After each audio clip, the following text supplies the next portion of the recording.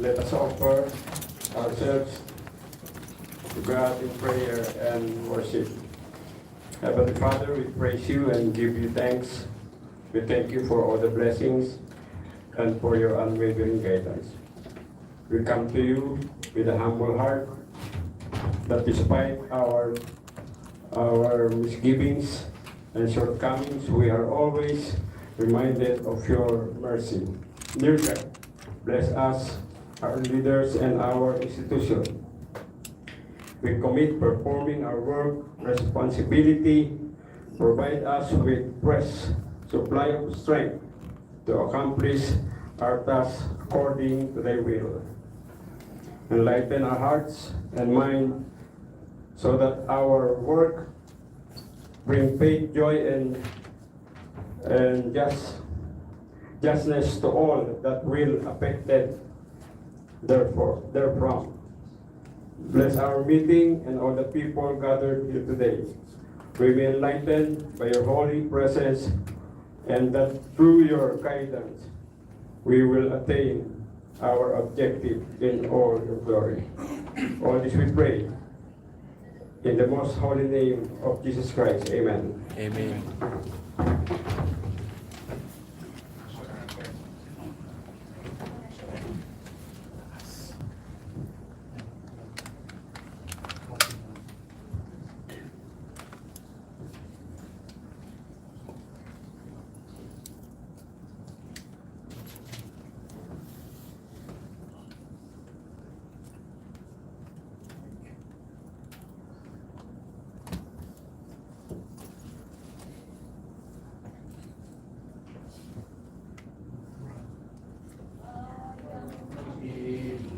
Perlas na silanganan, alap ng puso, sa lilim mo'y buhay.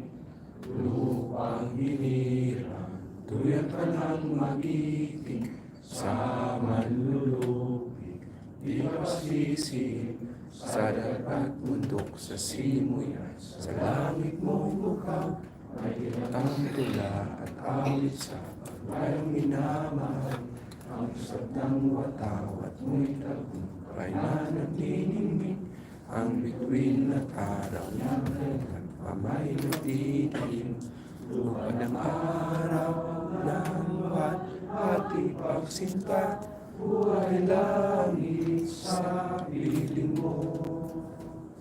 Ang ligaya dapat may nag-aapi, ang mamatay ng dahil sa'yo.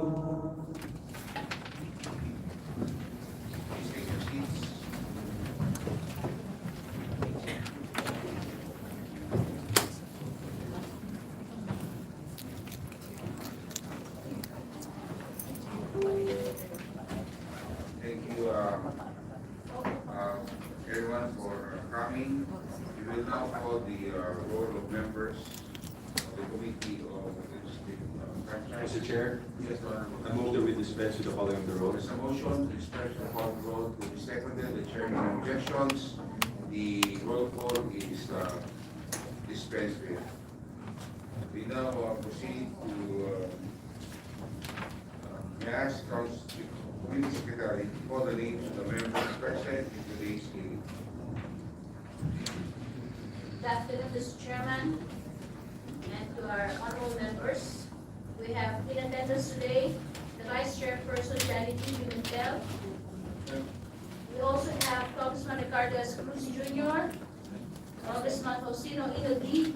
Fifth, Congresswoman Franz L. Castro, Congressman Ramon Rodrigo Gutierrez, Congressman Raul Daniel Manuel. We also have Congressman Wilker Palma and Congressman Joseph Stephen Carax Espaduano. Your honors.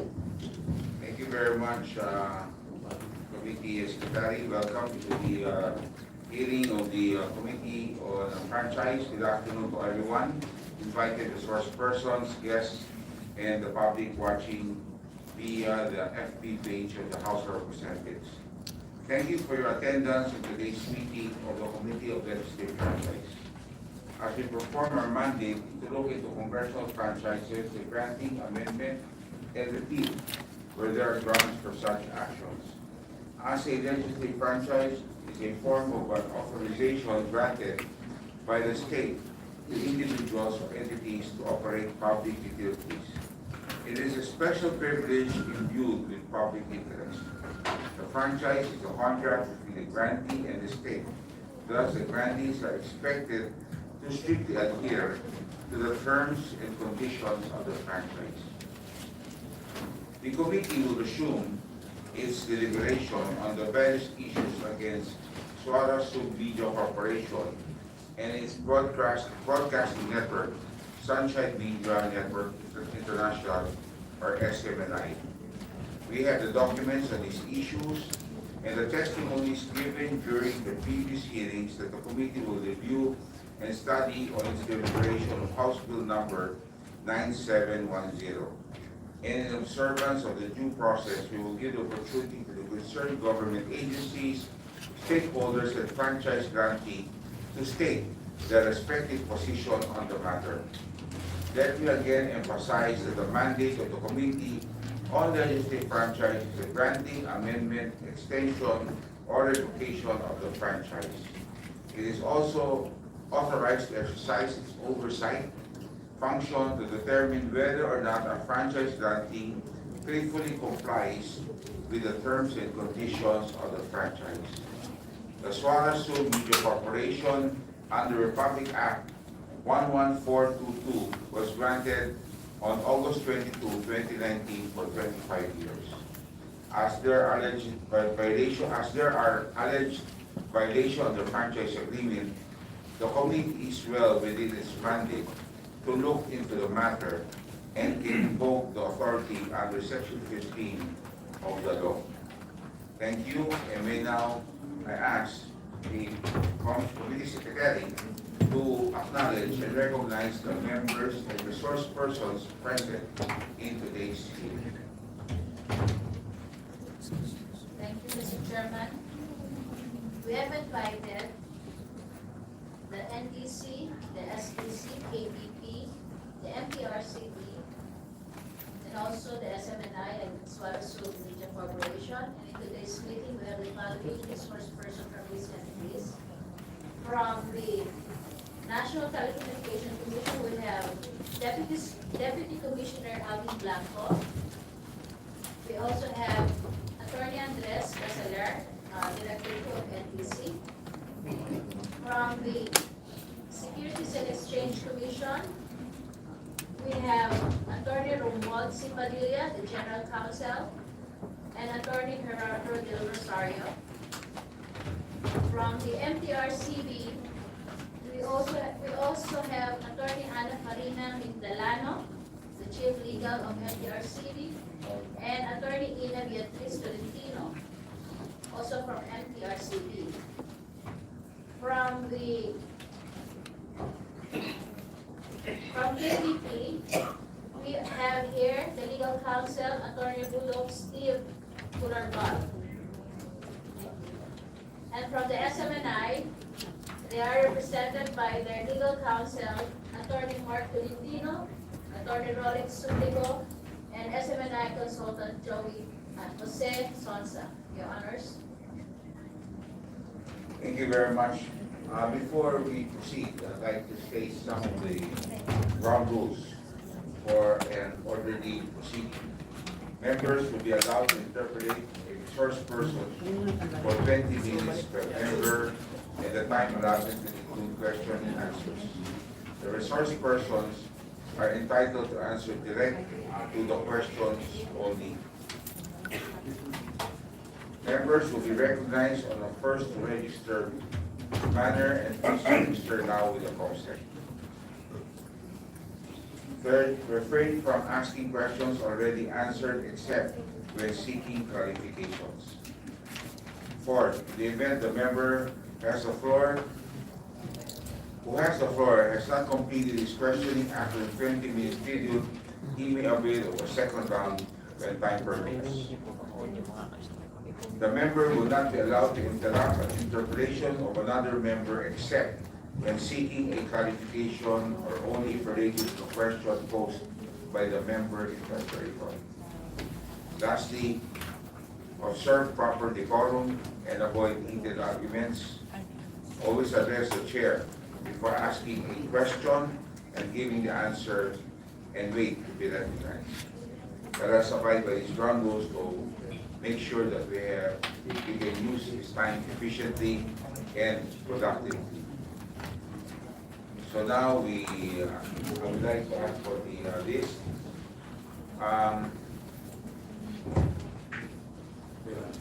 Before I ask, entertain the Honorable, Honorable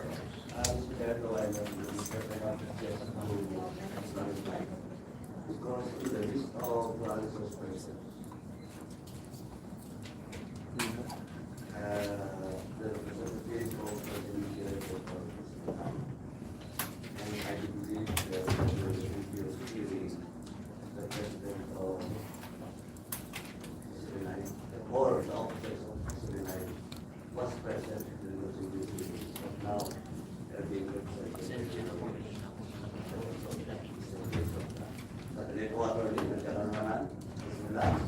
Wait to be recognized by the chair. Di ba ako tapos?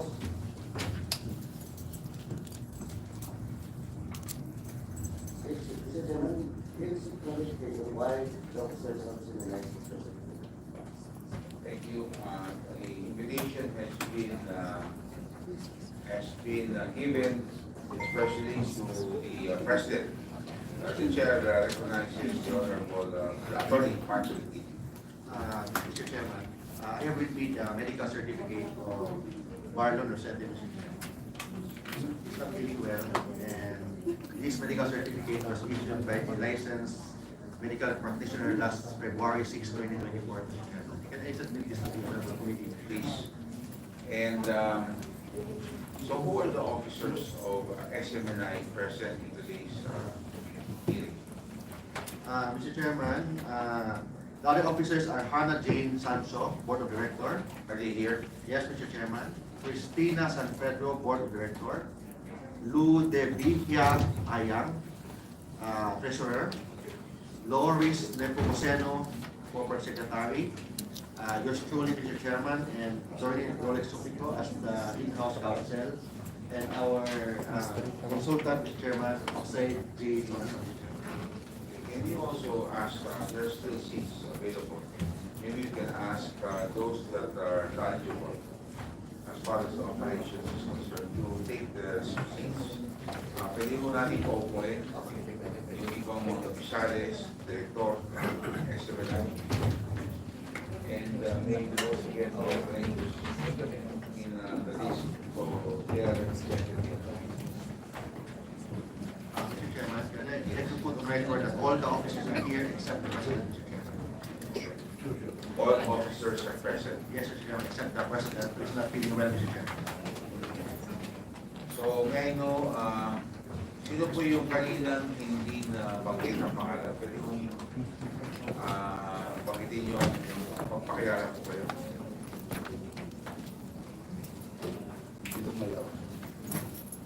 Sino po si Justice, right? Good afternoon, Your Honors. I'm Ms. Olivia Ayang, Treasurer. Treasurer. Okay. Next. Good afternoon po. I'm Cristina San Pedro, Director. Board of Directors. Next. Good afternoon, Your Honor. I'm Hannah Jane Sancho, Board Director. Next. Good afternoon.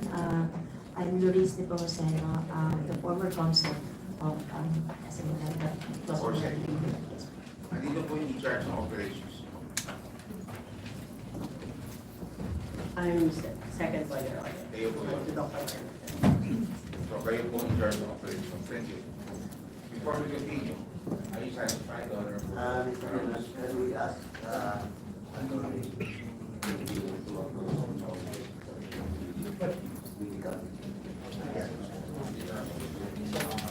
Sir, ready? You're ready. before we see this issue, we will ask for the special president. Okay, we will ask now everyone, please rise, and the COMSEC is directed to administer the oath to everyone present. Thank you. Tayo po kayo. Please raise your right hand. Do you swear to tell the truth, the whole truth, and nothing but the truth before this congressional meeting, so help you God? Yes.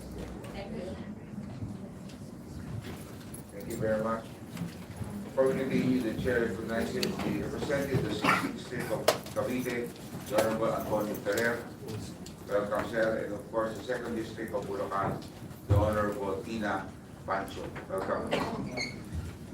So for the first question, Mr. Chair, yes, the for Honorable point of clarification, yes, the Deputy Majority Leader Palma. under our agenda, House Bill number 230-1428, and the privileged speech of the Honorable Suarez, these are all interrelated. However, under House Bill number 9710, an act revoking the legislative franchise of the Suara Submedia Corporation, that's another topic that we are to handle. Are we going to incorporate that all in one deliberations, or we go into number 1, number 2, number 3, and 4? Because I presume this has been already tackled in the previous hearings. Yes, that is, because we have the same resource persons present, that's why we decided to also incorporate the resolutions and the privilege speeches on this issue, considering that no termination of these resolutions was made. And these are all in support, or these are all the same subject matter, especially when we talk of House Bill number 97510. So we can take information from those resolutions in the previous hearings. So the main discussion really is House Bill number 9710. We're going, that's the discussion in today's hearing. And as you all know, that a lot of questions has been raised and answered based on the previous resolutions that were filed, and that's why we took it upon ourselves to be agreed with the consent that we will still put them in the calendar, so you can take reference to it and make reference to it. Thank you, Mr. Chair. Submit na just want to, that's the only clarification that I want to raise, Mr. Chairman. Thank you very much, Deputy Majority Leader Palma. Yes. The Honorable Mr. Chair, please. since it has already been clarified that we will be discussing and deliberating all the 4 items in the agenda, I believe that the proponent, Representative Gutierrez, should sponsor first House Bill 9710 para sabay na natin i-discuss yan. Because the 3 resolutions in House Bill 9710 is really related. That would be the basis, the 3 resolutions actually is the basis for House Bill 9710. So, Mr. Chair, I believe we should first sponsor the bill para masabay na natin pag-discuss. Thank you very much, Vice Chair Pimita. Thank you, Mr. Chair. Medyo nasagot na po kayo kay just for the clarification, Mr. Chair. Kasi last time kasi napuno yung aking interpellation because of the difference. Anyway, still in support sa first 3 resolutions and also support din yung sa bill or House bill ni Representative. Thank you very much. Manifestation. Yes. Thank you very much, Honorable Franz Castro. The Chair recognizes the Honorable Roger Gutierrez of Party List 1 Writer. Thank you, Mr. Chair. Time is requested. Good afternoon to everyone. For my sponsorship speech, Mr. Chair, first and foremost, I would like to incorporate the explanatory note of House Bill 9710 because I believe it very summarily states the very issues that we have at hand. But for everyone present here today, we simply wish to reiterate that this House bill is a product of many deliberations before this committee. Nauna po yung ating mga resolutions, no, the big resolutions and the privilege speech that were first reference to this committee.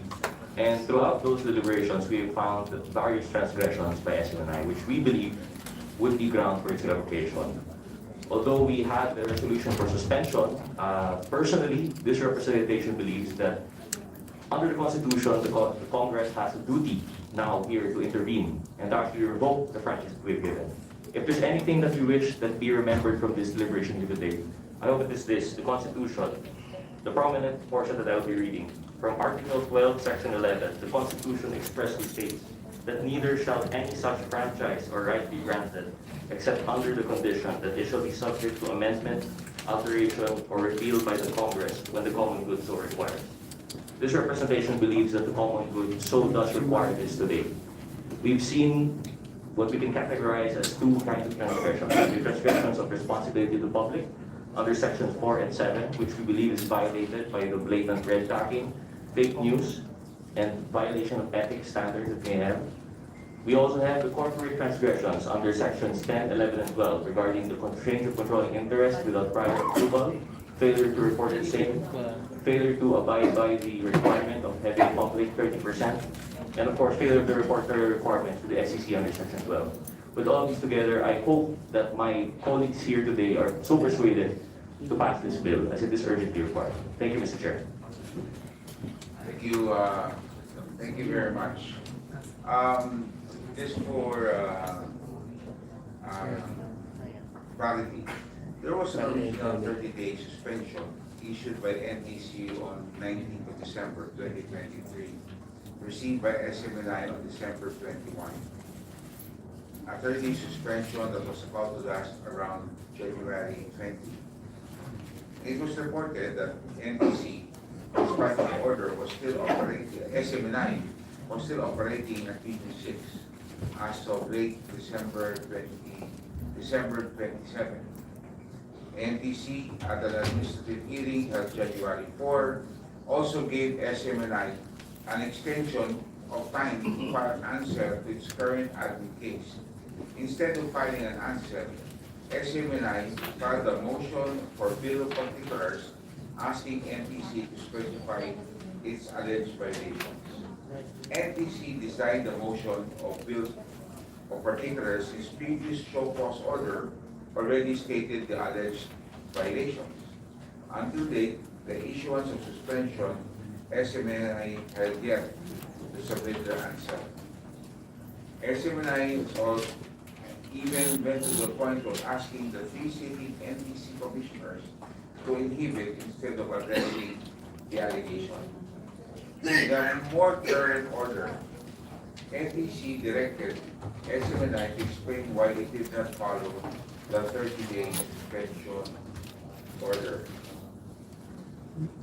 NTC further directed SMNI to cease and desist from operating its radio and TV stations pending the final consideration of its admin case.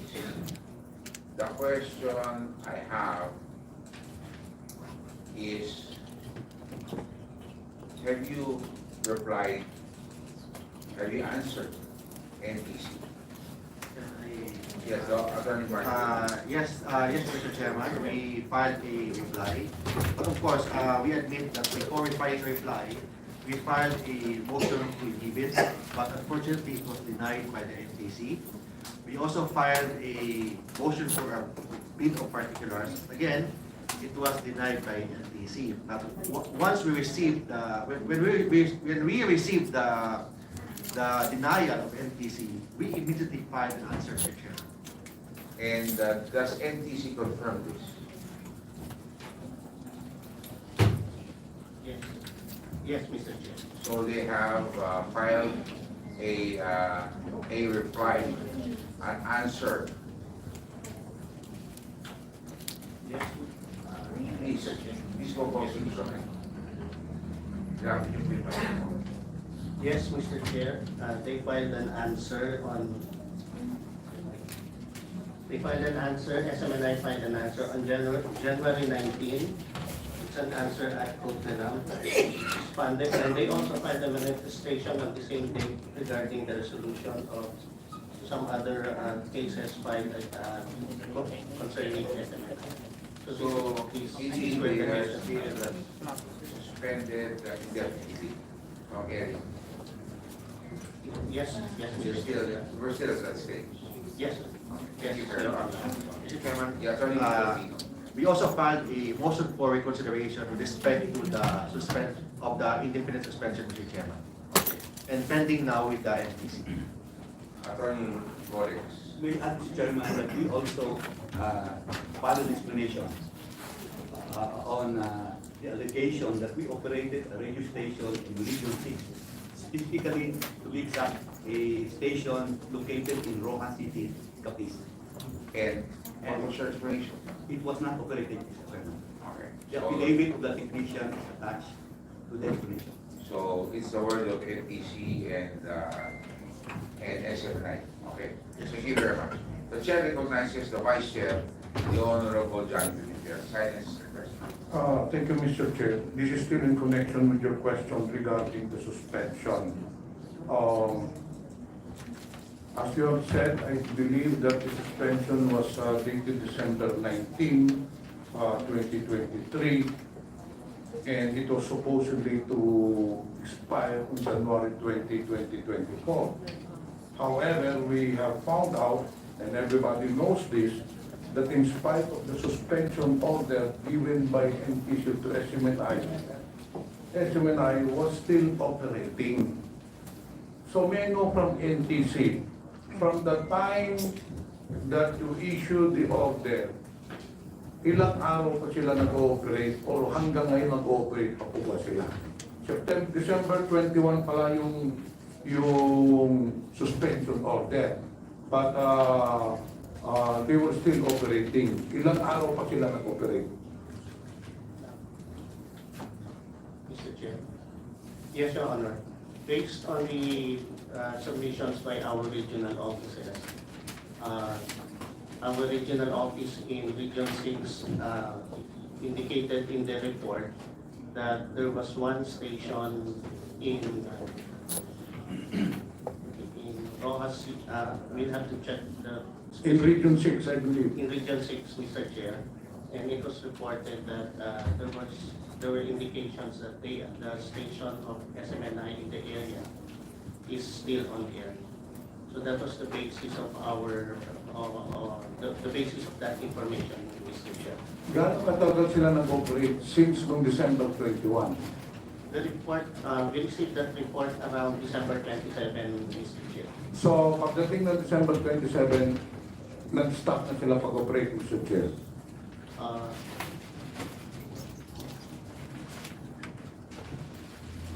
Yeah, Mr. Chair, around that time, it was reported that most of the stations had already been off air. But for this particular station, as reported by our region around that time, they indicated the report that there was still a station on air in the area. It's still operating up to this date? We will have to confirm, Your Honor, but around that time, it was confirmed that they were still on air. So what you plan to do, are there any sanctions for the defiance of the suspension? Because clearly, SMNI thinks that they are above the law. NTC is mandated to supervise radio stations. Yun po ang mandato ninyo eh. But in this case, in spite of the order, hindi sinunod ng SMNI. Ganun naman talaga ang ugali nila. They think even the radio programs, ang tingin nila, sila na ang ikangang hari, no? So, are you not planning to impose sanctions on the defiance of the order? Mr. Chair, that was also taken into account when the NTC eventually issued the CTO on 18 January. So this was taken into account by the Commission, Mr. Chair. So in short, Mr. Chair, yung expiry na January 20, in-extend na naman ninyong suspension na lang. That is is correct, Your Honor. And this time, meron bang prescription period? Is there a timeline? Or is this indefinitely suspended? It's we issued the CDO, Mr. Chair, and the duration of that is pending hearing and final consideration of the admin case that is now that's now before the commission. So that's the duration of the CDO. So it's open-ended. Walang nakalagay doon ang date. Until such time that the yung case will be resolved. Hindi po ba? Correct, Mr. Chair. So ano na yung status ng nung case nila? Mr. Chair, the SNI have already filed their answer, and the NTC is now reviewing their submissions. So that is at the moment, that is the status of the case, Mr. Chair. Mr. Chair, as of this time, have you verified all over the regions wala na talagang mag-ooperate? Based on latest submissions, Mr. Chair, that is the information that we have. Can we file a case against SMNI regarding the defiance of the suspension order, Mr. Chair? As far as your mandate is concerned, hindi dito sa Kongreso, kundi ang sa mandato ninyo. If an airing or a defiant TV station does not follow your orders, ano ba ang nakalagay sa mandato ninyo? Is there a need to file a case against them? Or this could be one of the factors that could lead to the revocation of the franchise? Ano ba ang nakalagay dun sa mandato ninyo? The FTC can take cognizance of that, Mr. Chair, but I believe that in this particular case, we can take that into account, incorporating already in this administrative case that we already have, Mr. Chair. During the previous hearings, Mr. Chair, we've also found out there were other cases that were filed against SMNI, hindi po ba? Yes, Your Honor. So as of this moment, ilan po ang kaso ng SMNI na nakafile sa NTC? There's one case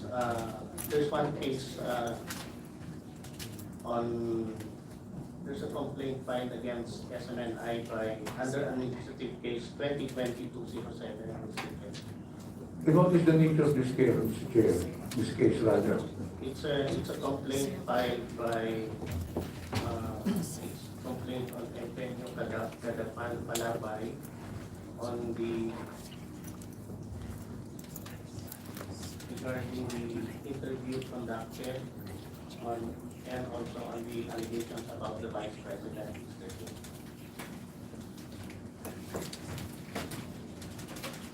Okay, so let me proceed, Mr. Chair. During the previous hearings, as I said, the 4 items in this agenda is interrelated, no? Well, anyway, I might sound redundant, but I would just like to refresh, and for the evaluation of this committee, that this committee was able to establish the violations of SMNI, which I certainly believe is a ground for the revocation of their franchise. We already discussed thoroughly one of the violations is violation of Section 4 of Republic Act 11422, and that was the responsibility to the public, which in fact, kaya nagkaroon ng hearing dito dahil pinalabas silang fake news about the travel allowance. And even the resource persons then admitted na hindi clear yung source sila, and they admitted that nasunog sila, that in journalist parlance, they were burned of the fake news that relate to them, but pinalabas pa rin nila sa programa na yun. So clearly, this is in violation of Section 4. Now, we were also able to establish, Mr. Chair, so that the members will be refreshed. They have also violated Section number 10 of Republic Act 11422, sale, lease, transfer, grant, or use of grant, or assignment of franchise. Na ipahigay po natin, na ipahayag po natin dito, there was a change of ownership, which was not reported to this committee. It is very clear in your franchise that any change of ownership must be reported within 60 days to this committee, of which SMNI did not do.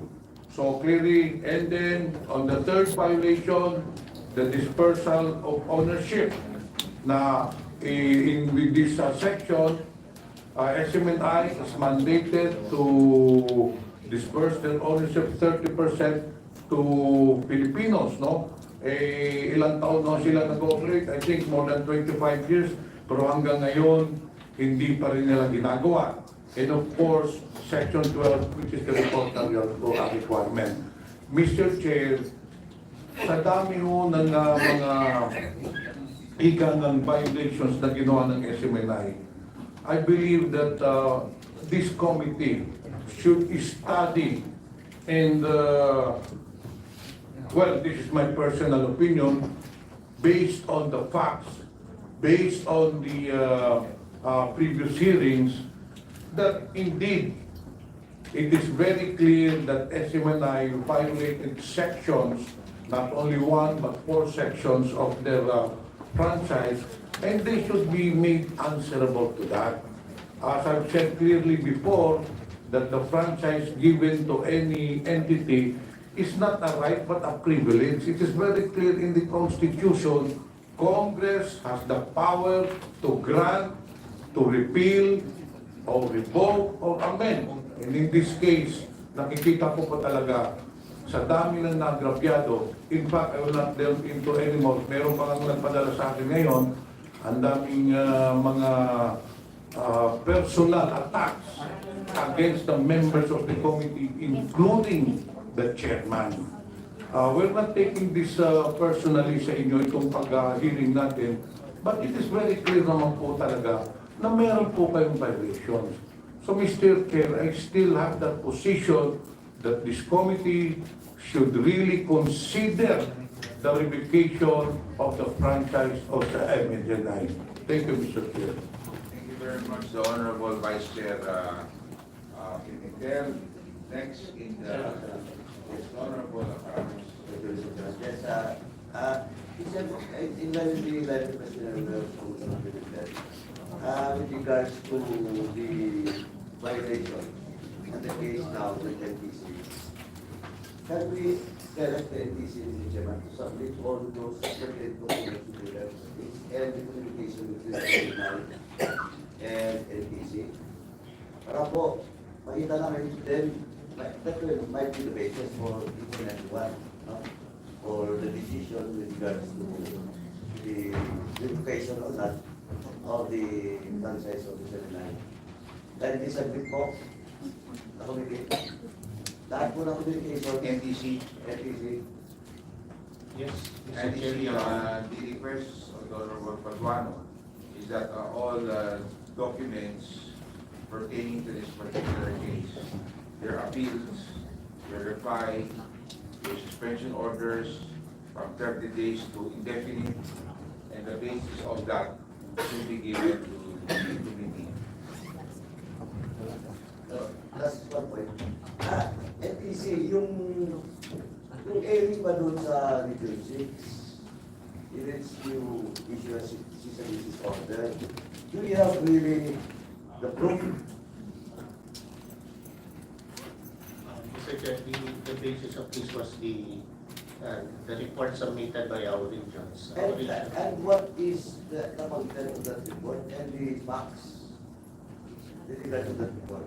Kasi pwede pong report yung tao ni doon, pero baka wala rin kayong hawak ng proof.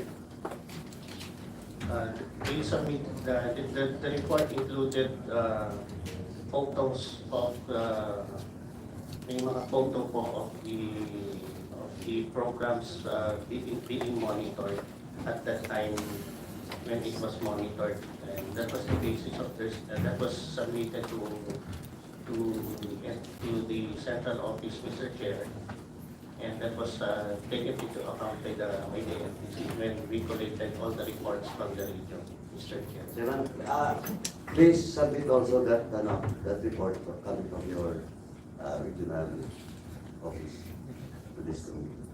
Thank you, Chairman. Thank you, the Honorable Paduano. Before we proceed, the Chair would like to recognize our Senior Deputy Speaker from the 3rd District of Pampanga, the Honorable Aurelio Gonzalez Jr. Welcome, sir.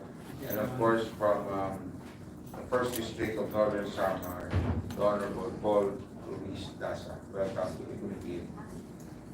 Another intervention.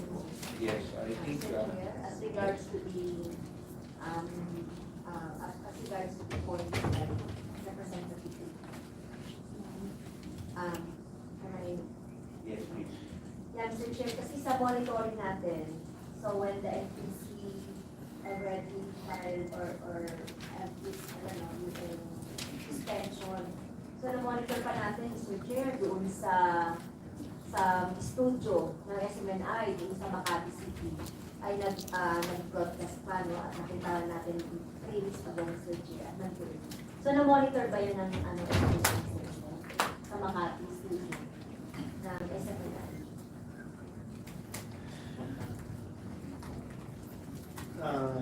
The studio operations, ma'am, is iba rin po from the transmitter, the transmission side. So ang ano po namin is the transmission where the signals emanate.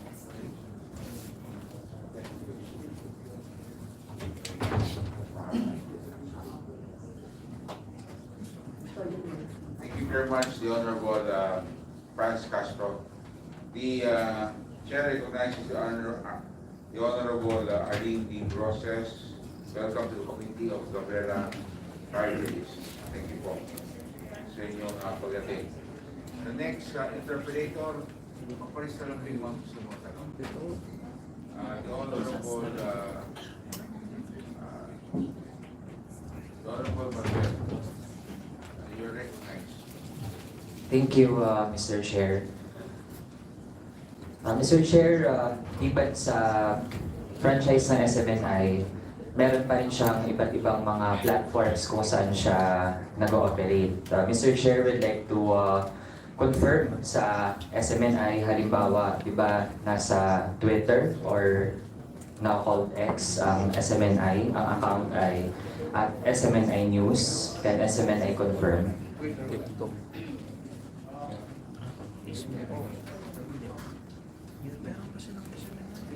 Yes po, we are operating online. Yes, Mr. Chair, sa YouTube, nandiyan pa rin ang SMNI at Sunshine Media, can SMNI confirm? Yes po, Mr. Chair. Mr. Chair, meron din po silang website, smninewschannel.com. Yes po, Mr. Chair. Sa TikTok din, Mr. Chair, at SMNI News. Yes po. Meron din po sa WeTV at SMNI News. Not so familiar with Mr. Chair, but we are operating online on different platforms. Kasi Mr. Chair, sa mga online materials na SMNI, sa mga social media accounts, nandiyan din po yung app na WeTV. So, if hindi po familiar ang officers, ako na lang po mag-inform sa kanila that they are on WeTV. Mr. Chair, sa Rumble, may ganito din pong app. rumble.com/user/SMNI News. Rumble, yes po. Okay. And Mr. Chair, sa Facebook, ano po ang account ngayon ng SMNI sa Facebook? It is by program po, kung anong title ng program, since unfortunately, every time po meron kaming Facebook page, ay nawawala po siya bigla. So, marami po iba-iba based sa program, Facebook accounts. By program, sir. How about sa Instagram? Same po, Mr. Chair, by program. Okay. Mr. Chair, may gusto lang po tayong i-flash na slides dahil po maliban sa pag-operate ng SMNI sa ganitong mga accounts, dati pa nung meron siyang YouTube account bago po ito na take down, ay ito po ang na-monitor nating bilang ng mga red tagging and misinformation na videos ng SMNI. Sa period po ng 2 months, nung nakapag-compile po tayo, ay ganun po kadami, more than 288 ang mga videos na yan. And on average po, Mr. Chair, that would be 5 videos a day. Wherein SMNI programs ay nag-mention ng alleged links daw ng mga youth organizations, needed people's organizations, as fronts di umano ng mga rebel groups.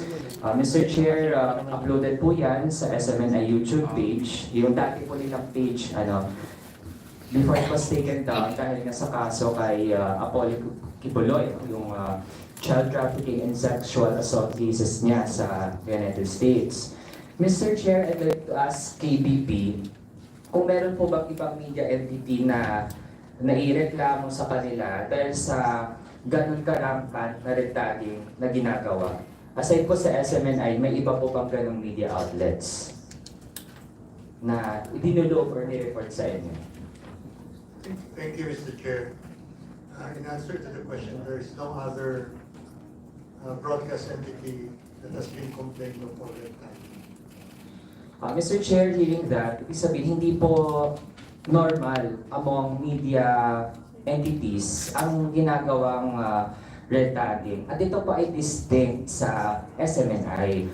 Maliban sa hindi siya nag-conform sa journalistic standards that is set by the KBP, meron po talaga siyang focus doon sa red tagging na nakita natin bahagi talaga ng policy ng entity na ito. Mr. Chair, I'd like to present the next slide regarding the partnership of SMNI with the AFP naman. Ito po ay sa website mismo ng SMNI sa sa about na section ng kanilang website. Magbagit Mr. Chair ang collaboration with AFP, I would like to ask SMNI, ano po ba sa ngayon ang extent ng collaboration na ginagawa ng SMNI with AFP? If I may, Mr. Chair. Please, you recognize. Ang agreement po na yan between SMNI and the Philippine Army po ay nag-umpisa dahil po sa lagi nilang yasing sa laban kasama ang bayan. Yung pong programa ng SMNI that is inilaan po para po sa pagtulong sa ating mga kasatuluhan at dito po sa Pilipinas sa pagsugil po ng mga National People's Army dito po sa ating bayan. Mr. Chair, meron po bang written na memorandum of agreement ang SMNI with the AFP para sa ganong collaboration? Ang collaboration po na nangyayari po, ang nangyayari po dyan ay sila po ang nabibigay sa amin ng mga information, mga news po na nangyayari. Mr. Chair, I was asking po kung merong specific na kasulatan in the form of a memorandum of agreement.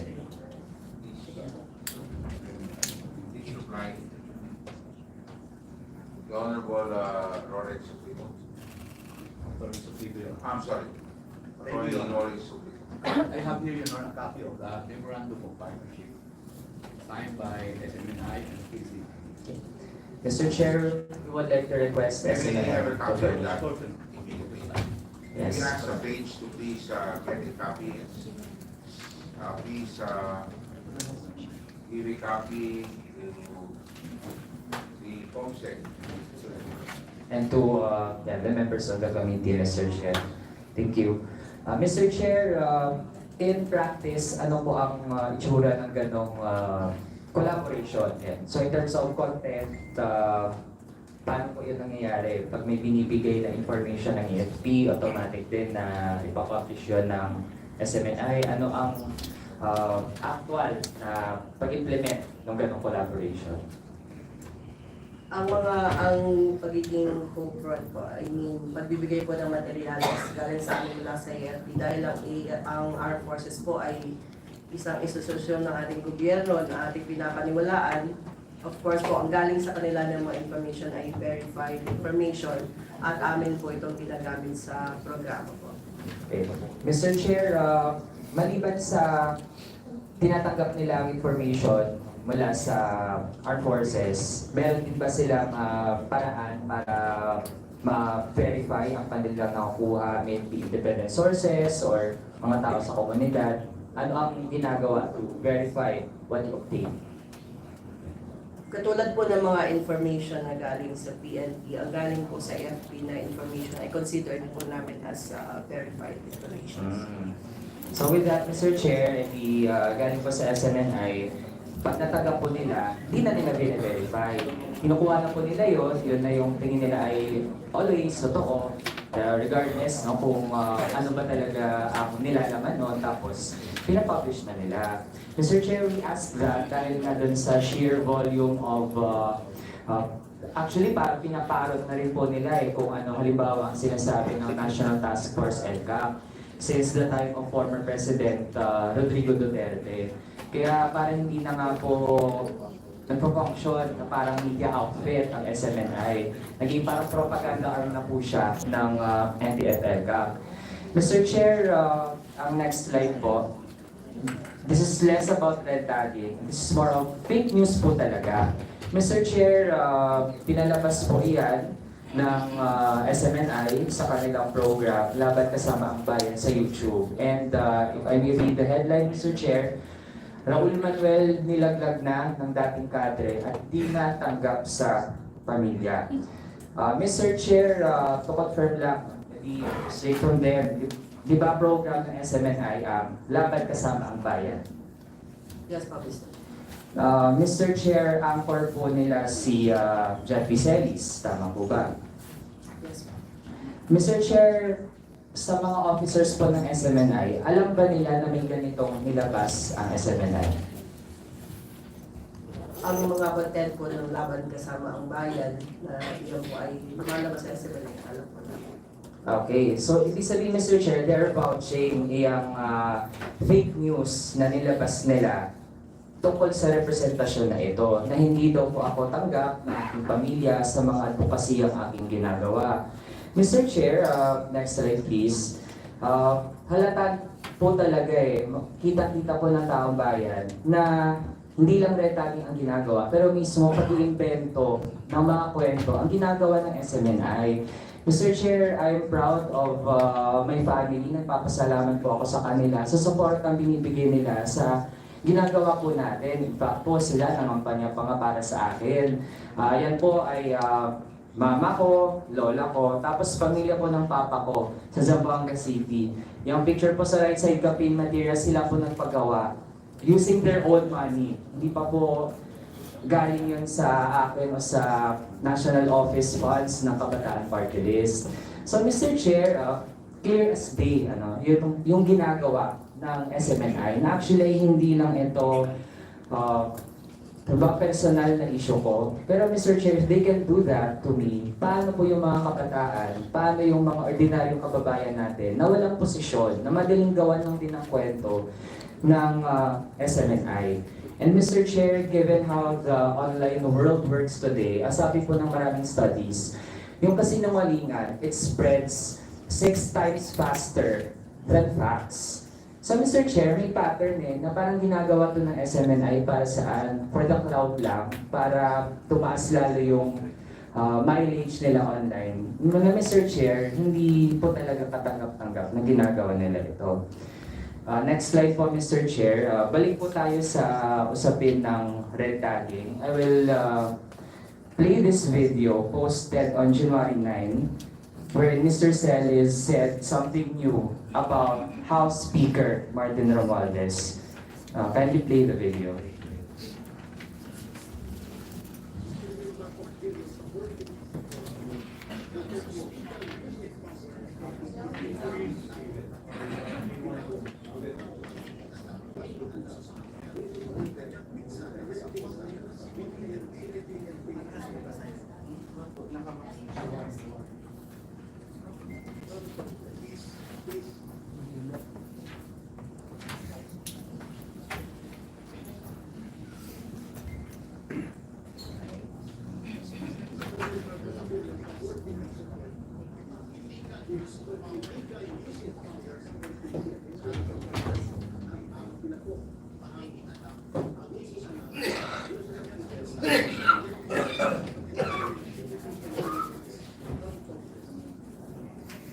Sige po. Kung nais pa po yung audio, I can show actually the transcript of what was said by Mr. Jeffrey Celis, again on SMNI.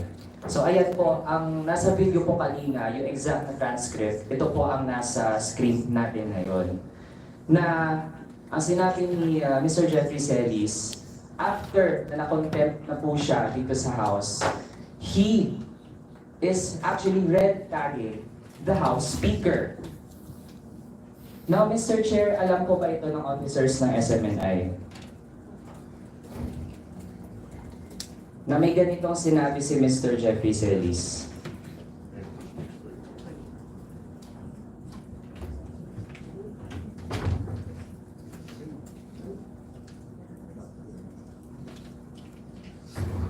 The record speaks for itself. No, Mr. Chair, May you speak louder, sir? Bigyan ko yung mikropono, sorry.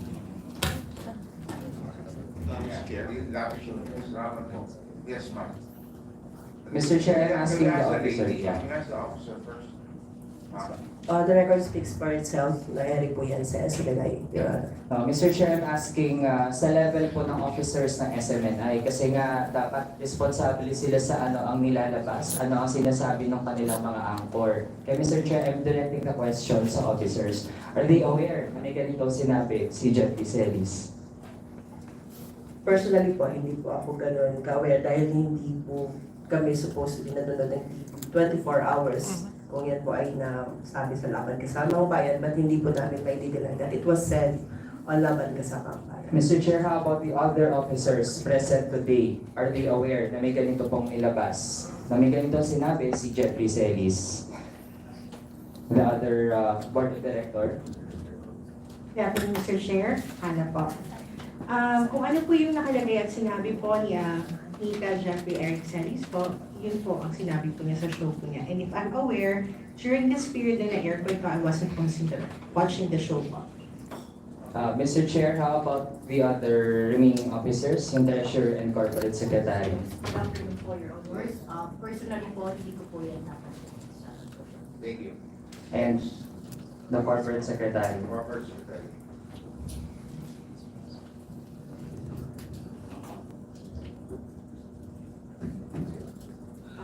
Hindi po ako aware at the time po. Kasi, Mr. Chair, ano po ang pinapakita nito sa ngayon?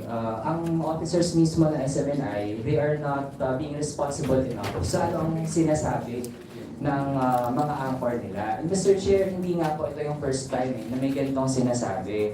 In fact, nung na-contempt po si Mr. Jeffrey Celis, sabi niya he regrets his actions for spreading misinformation. And now, Mr. Chair, may ganito na naman ulit regarding the House Speaker himself. No? Mr. Speaker, halo ko na. Kasi hindi ko lang matanggap, Mr. Chair, na parang wala na pong pinipili ang SMNI. Parang kahit sino na lang na tingin nila ay hindi align sa kanilang views ay kalaban na ng bayan at dapat nang i-red tag, Mr. Chair. Last na lang, Mr. Chair. I'm done with that topic, Mr. Chair. So, let's proceed to the next slide. Ang next po ay tungkol naman sa pagbisita ng representative mismo ng UN Special Rapporteur, na nung naglabas ng findings na syempre would be agreeable to some and would be objected by others, then mismo ang UN Special Rapporteur ay nired tag na naman. Hindi lang po ng dalawang anchor nila, pero next slide please, maging ng isa din sa mga lumabas sa SMNI mismo. And Mr. Chair, very clear po yung sinabi. Ang sabi po dyan sa UN Rapporteur, you are a rapporteur for terrorist group. Tanong po ulit sa officers, Mr. Chair, do you find anything wrong with this statement on your platform? Yes. Mr. Chair, I'm asking the officers po. So that would be yung director dalawa pong director. Yes, Mr. Chair. Officers. Sa mga programs po namin, like like this program about Puso ng Bayan, we are very vocal po ang mga anchors po namin. Nasa kanila po ang karapatan na magsalita kung ano gusto nilang sabihin bilang komentarista po. They are commenting on an issue po. So okay lang, you don't find anything wrong, okay lang. Kung yan po ang nakikita po nila, then yun po yung komento po nila, opinion po nila. Okay, how about the other director, Mr. Chair? Please. Yes, sir. Sa pananaw ko po, ito po ay isang freedom of expression lamang niya or freedom of opinion niya po yun at ito po ay pinahintulot pa niya sa Yes. How about Miss Christina, Mr. Chair? Mr. Chair, same po, hindi po namin binubusalan ang mga anchors namin sa SMNI. Okay, and the Corporate Secretary, Mr. Chair? Yes, Mr. Chair, the same din po. So, Mr. Chair, they are vouching, they are backing what was said by this person sa SMNI. Mr. Chair, ano po ang pwedeng implication kung kaya natin yung ganito mga statements that the UN rapporteur is a rapporteur for terrorist group? Ibig sabihin po na, Mr. Chair, yung mga kinakausap, yung mga na-meet ng UN Special Rapporteur are cooperating or are working with a terrorist group. Mr. Chair, marami pong kinita ang US Special Rapporteur nung bumisita siya for 1 week sa Pilipinas. And next slide please. Mr. Chair, ang dami pati opisyal ng gobyerno. So Mr. Chair, are we saying that members of the House and the members of the court who met with the US Special Rapporteur are cooperating with some terrorist group? Mr. Chair, ganito po kalala ang epekto kapag hinahayaan natin ang SMNI. So, for me to wrap up, Mr. Chair, lumalabas po ng modus operandi ng SMNI na media daw sila pero lahat ng nagsasalita, contrary to some of their views, ay nire-red tag na po. Kaya, imbis na mag-ayos sila, we don't see any remorse. At hanggang po ngayon, mula naman sa bibig po nila, tingin nila okay pa rin yung mga ginagawa talaga ng mga anchor at mga guest po nila. Mabigat na trabaho para sa media ang mag-fact check, mag-verify ng mga claims. Something that SMNI deliberately does not want to do. Kasi gusto po niya magpakalat ng sarili niyang mga narratives to suit its agenda. Kaya, Mr. Chair, tingin ko hindi natin malalagay on the same plane ang SMNI sa ibang mga media organizations. I consider it an insult to other media organizations na nagpapatulong pa ngayong SMNI i-defend daw ang kanilang freedom when in fact, Mr. Chair, they have been abusing that freedom at inaapakan na po ang mga ordinaryong kababayan. Kawawa nga rin po ang mga viewers nila kasi as we have seen, ang mga viewers po na naabot ng SMNI, hindi na po ma-discern kung ano po yung tama at hindi sa kanilang mga nilalabas. Kaya to end, Mr. Chair, maliban sa kanilang franchise, I would even hope that this committee and my colleagues would recommend to the Corporate House Committee na imbestigahan din ang lahat ng mga ginagawa ng SMNI sa iba pa niyang platforms and accounts, hindi lang sa kanyang franchise. Kasi kita po natin, lahat po kung saan nandyan ang SMNI, may kumakalat talaga na red tagging, may kumakalat na fake news. Yun lang, Mr. Chair. Salamat. Thank you very much, the Honorable Manuel. The Chair recognizes the next interpreter, the Honorable Francis. Thank you, Mr. Chair. So pagpapatuloy lang, no, Mr. Chair, ng aking tanong po kanina, kasi binanggit naman ni Representative Raul Manuel, yung mga iba't ibang mga platform, bukod po doon sa kanilang, doon sa kanilang franchise, no, na tinitingnan natin ngayon, talagang sa lahat ng platforms, talagang kumakalat siya. Katulad ng ngayon, no, yung mga red tagging, yung mga misinformation, ay talagang pinagpapatuloy pa rin. At narinig naman natin, no, inaamin talaga ng mga board of directors and officers na talagang inaalaw nila, di ba? Okay, kahit na walang vetting or yung mga opinion or nakikita natin dyan na talagang lantaran na misinformation, red tagging, or kahit na opinion na ito, no, napatunayan naman natin para yung special rapporteur, nire-red tag pa rin. Ginagawa nilang rapporteur daw ng communist terrorist or terrorismo, terorista. Mr. Chair, may papakita lang ako no, na isa rin sa false information kasiraan sa akin para magpatunay pa rin na yung ginagamit ng SMNI yung kanilang franchise na doon sa yung violation nila doon sa Section 4.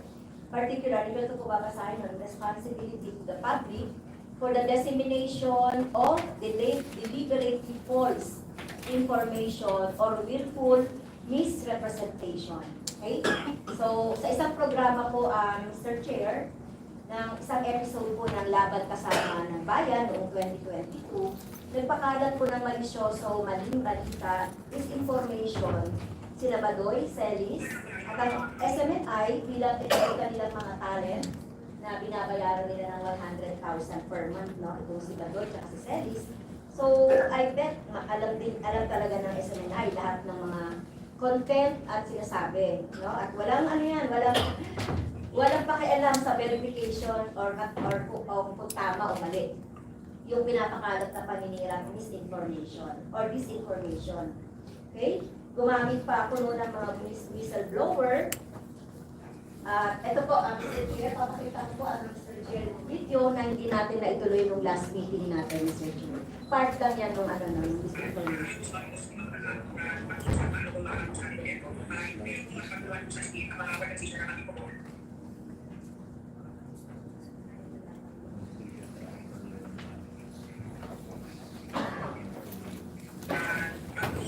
paano po makakatulong sa ating gobyerno ay piling po makipagtulungan po sa SPID ang mga organisasyon na nabanggit po po.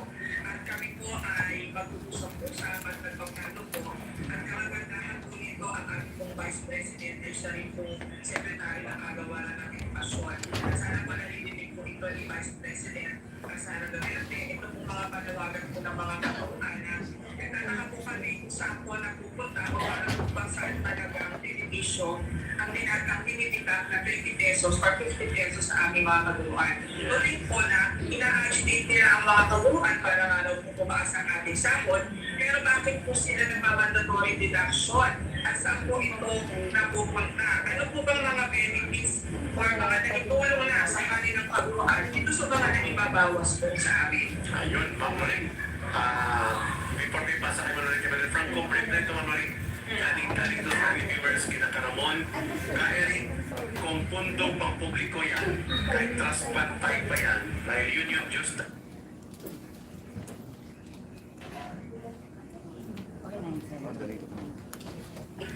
NCR lang po. NCR yun lang po. Wala po nandito na so official payslip yan, nasa payslip na automatically. How did this happen, ma'am? Paano nangyari? Bakit nakasingit ito mga demonyong Alliance of Communist Teachers? Minsan po kasi ang mga teachers, yung mga pinakasikat noon, kinakawawa pa nitong Alliance of Communist Teachers or ACT. sa mukha na lang ni Pres Castro, hindi mo talaga mapagkakatiwalaan. Pakita niya nga yung mugshot. Bagay na bagay ang mugshot talaga. Talagang tulisan talaga to si Franz Castro. You're rejected to that mugshot.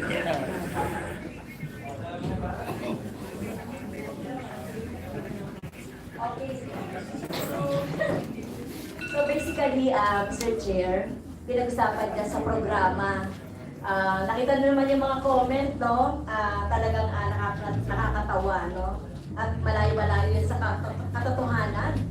Hindi ba pagkatiwalaan at tulisan daw ako. Anyway, gusto ko lang ipakita dyan, Mr. Chair, na sinasabi dyan na namumulekta daw ako ng 20 pesos.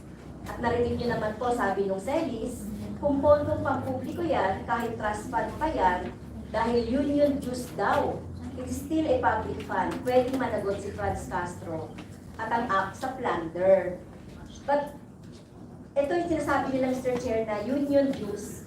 So, 2012 pa po ako nag-retire from the service.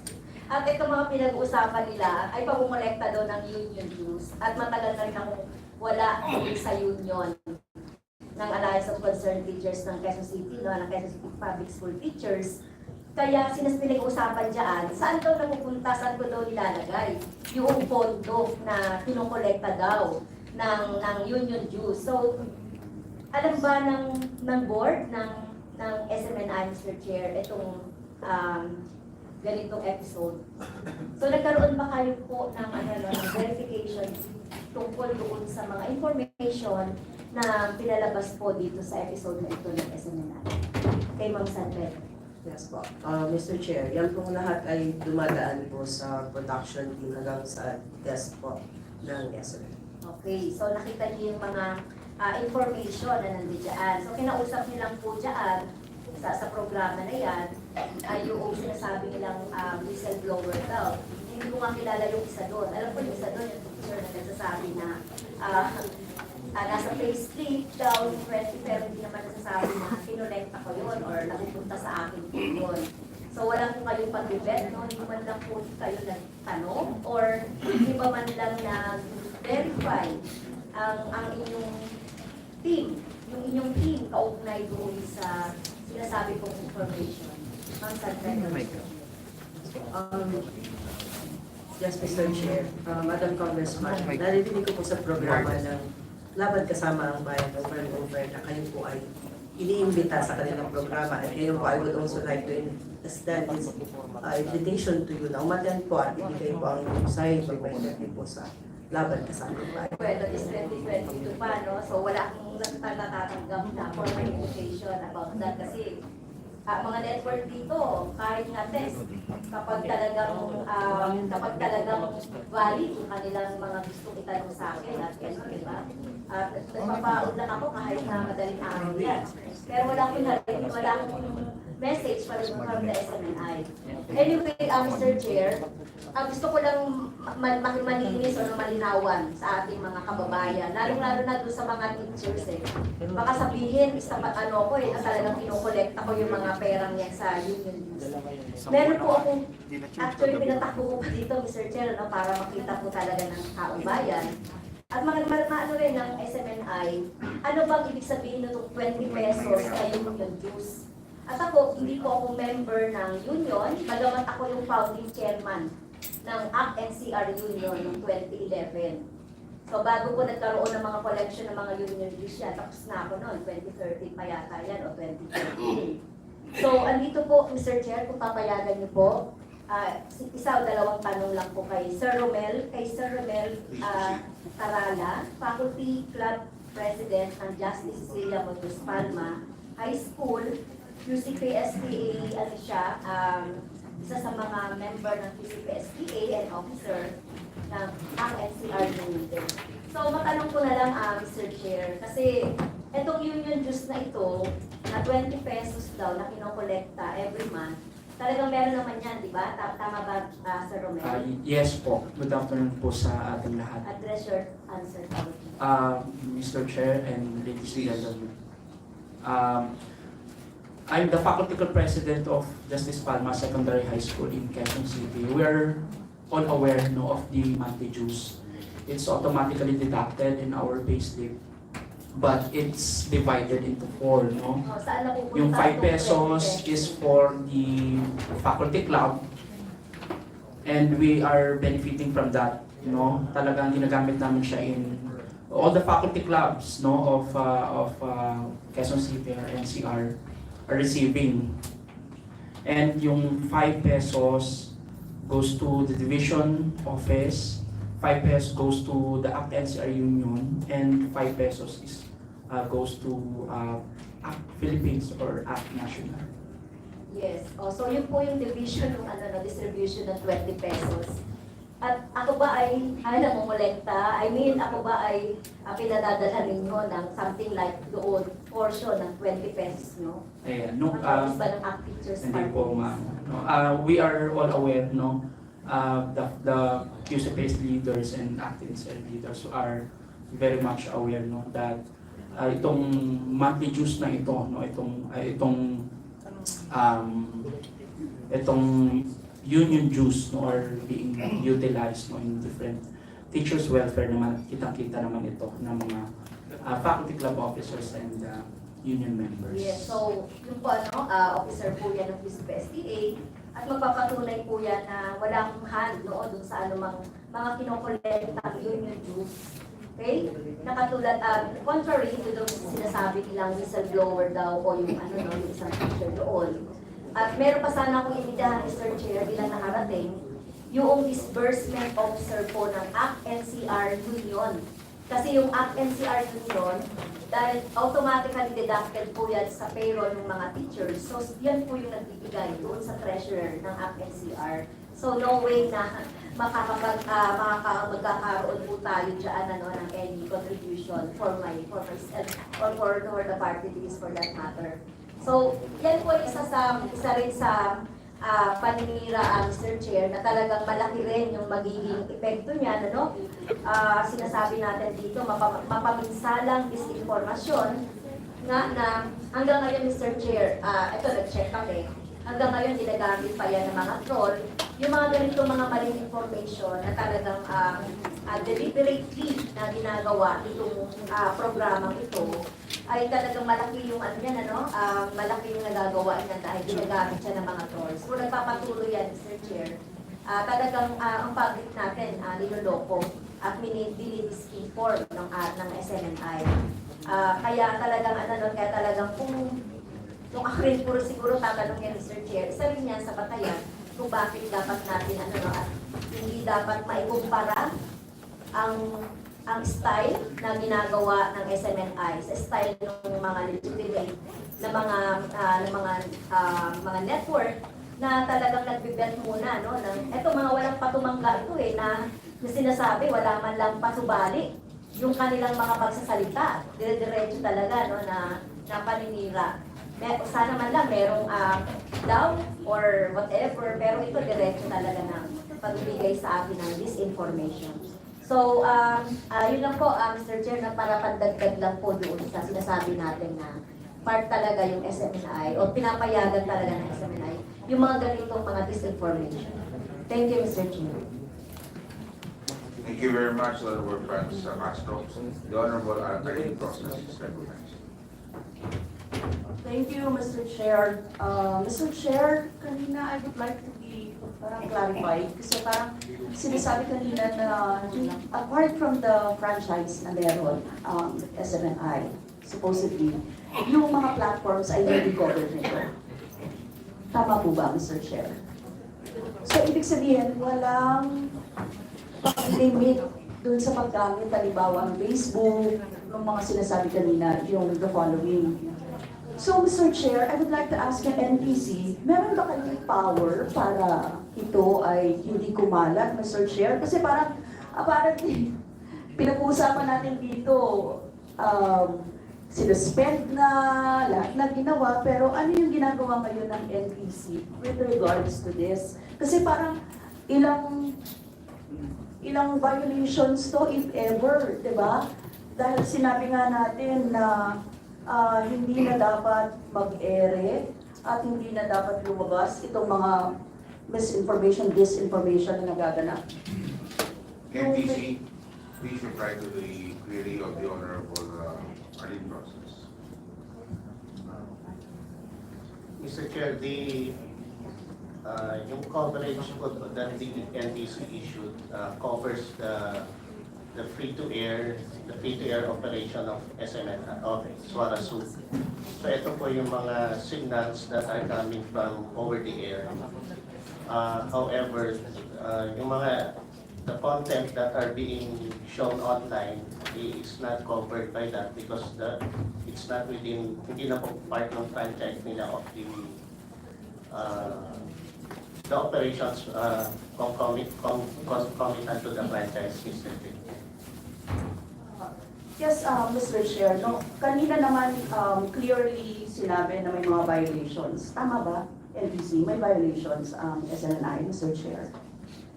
Ano ang mga specific violations na after the cease and desist order, Mr. Chair? Mr. Chair. Mr. Chair. Please proceed. Are you addressing your questions to NTC? Tapos lang po natin. The the NTC, the Honorable Rosas is the Because, president. Mr. Chair, there's a pending case with NTC. If the NTC will answer that, it will jeopardize NTC with respect to the constitutional principle of impartial court, Mr. Chair. If they will answer is whether or not there's violation on the part of SMNI, or in fact there's pending case with SMNI and then submitted for decision, Mr. Chair. Do you agree with the position raised by the attorney Turkey?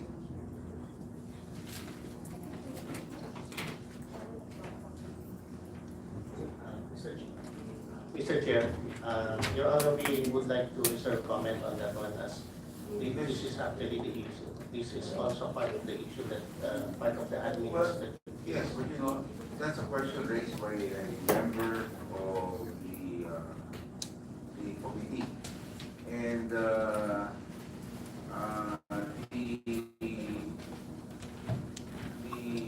it is your duty to reply to the, and not hide under the rule just because they have a pending question before you, the NTC. It doesn't stop you from answering the question. Yes, Your Honor, we recognize that. Thank you. If we may be allowed to reply Yes, please. at a later time on that one, Your Honor, as we are, but we will comply with, we will reply to the query, Mr. Chair. Honorable Rosas. Thank you, Mr. Chair. Mr. Chair, yung MPC kasi, they noted, they received reports, no, na showing that respondent SMNI did not strictly comply with the suspension aspect and was still operating in certain areas in Region 6, despite as late as December 27, 2023, despite the 30-day suspension order issued by the NTC. Ngayon, maliban sa Region 6, meron pa bang reports at tanggapin? Sana itatanungin ko, pero ayaw, baka hindi sasagutin ng NTC na nag-operate ng SMNI sa ibang lugar. Now, Mr. Chair, it seems like the SMNI has not taken seriously the suspension order of the NTC and its violations of several provisions of its franchise that were unveiled, no, na-discussed during the hearings dito sa House of Representatives, Mr. Chair.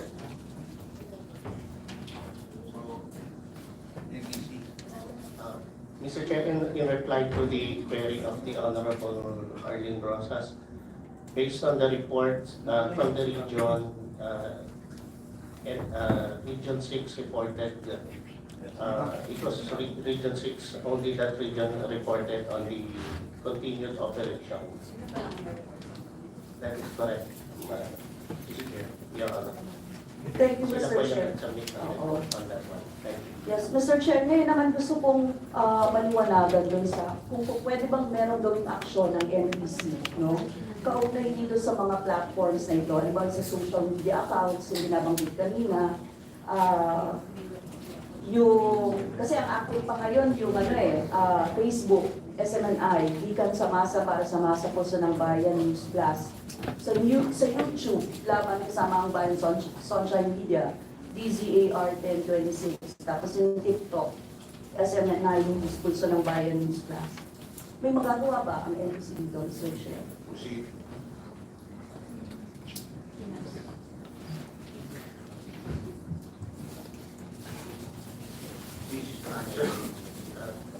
If you may be allowed to explain a little, Mr. Chair. Like what we mentioned earlier, the order issued by the NTC principally covers the privileges granted under the franchise of SMNI. And this includes the provisioning of free-to-air broadcast services, radio and television. Insofar as the other platforms like social media, we would like to inform that these are basically not within the realm of the operations of the franchise, Mr. Chair. So we are at this time limited only to the scope of what the franchise, and the authorities granted as a result of the franchise. is covered, Mr. Chair. Mr. Chair, kung gano'n yung mga lumalabas, puro red tagging, fake news, etc. dito sa mga following platforms na ito, Mr. Chair, hindi ba dapat ay i-address din natin itong usapin na ito, Mr. Chair? Hindi ba dapat i-suspend din natin yung operations, no, ng may mga record ng red tagging? And sino-sino, Mr. Chair, gusto natin malaman, sino-sino ba yung mga managers ng accounts na ito? Saka ano yung guidelines, social media posting ng SMNI sa program na ito, Mr. Chair? NTC.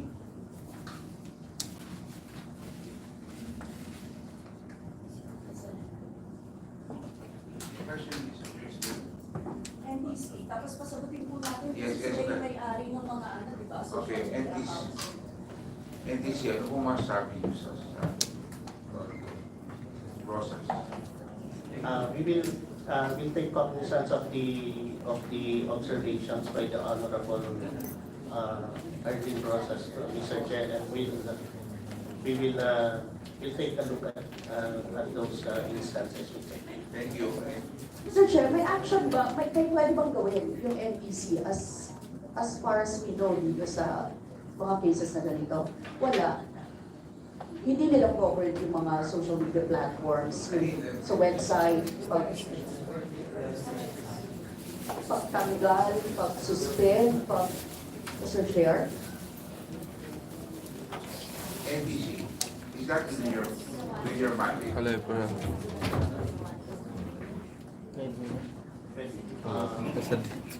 so far as the authorities issued by the NPC sa SMNI, Mr. Chair, unfortunately, hindi po siya covered doon. So, we will not be able to take further if ever, Mr. Chair. Okay, we'll have to study that particular issue and look at the mandate of NTC. And of course, we also have to discuss it with the ICT. Yes. Okay. Thank you. Okay. So, the question now is to SMNI. Pwede niyo po sagutin. Ano po mga komento niyo dito? So, sinabi po ni Congresswoman Rosas. I was asking for the manager of accounts. I think, Mr. Chair, Sige, Attorney Mark. the Honorable Congresswoman Rosas, Mr. Chair, she has an option to file a case against the SMNI. There is criminal case, there's also a civil case for the ANCORs, because all the statements of the ANCORs are not the official stand of SMNI.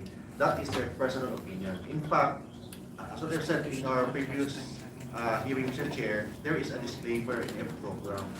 So, and I would like to cite also the constitutional, the Supreme Court jurisprudence, Mr. Chair, that the freedom of press and freedom of expression is the highest, one of the highest constitutional right guaranteed by the state, Mr. Chair.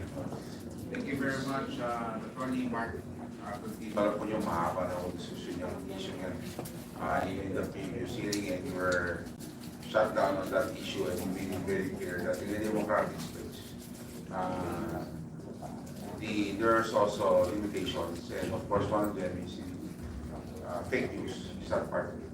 So anyway, we will not ever go there, because you argued that way, the committee has already positioned already on that particular issue. On the disclaimer, we have manifested in the past that you can infuse this, because you can imagine if all black timers will have a disclaimer, and therefore you're now trying to tell us that MTRCB has no reach over all of these particular programs and their content. So I don't think we can also hide under that. But anyway, we now proceed. Congresswoman Yes, Rosas, Mr. Chair. please proceed. I have a specific request. Ang specific request ko po ay malaman kung sino-sino ang may-ari ng mga media accounts na ito. And if it's possible to give this to the committee right now. Kasi alam naman siguro nila yan at meron naman silang kopya kung sino-sino yung mga kaninong mga accounts ito, Mr. Chair. That account, Mr. Chair, is owned by SMNI. That is not the account of our personal accounts per staff, but is owned by the Sorasu Media Corporation, Mr. Chair. So sila pa rin, Mr. Chair. Sa kanila pa rin yan, Mr. Chair. Yes, Mr. Chair. Even yung guidelines sa social media posting ng SMNI, meron kayo? Paano nyo yun kinoconsider? Anong ginagamit ninyo?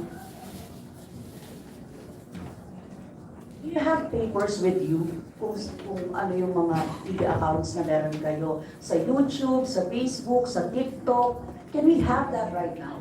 It was already answered, Mr. Chair, the SMNI has a different social media accounts per program, Mr. Chair. Look, Mr. Chair, gusto natin